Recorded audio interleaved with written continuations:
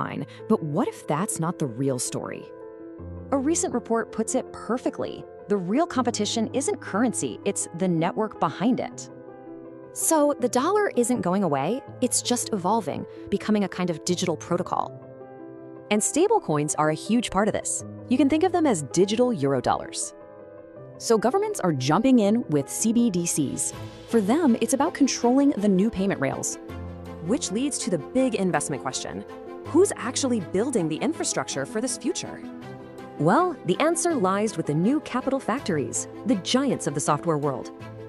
Companies like these are the new industrial powerhouses. They provide the essential digital tools and platforms. Okay, but what about all this volatility?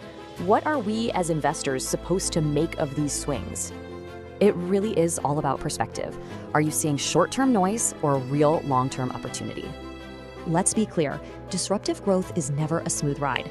You have to see the signal through the noise. So here are the key takeaways. This is how you build a framework for this new era.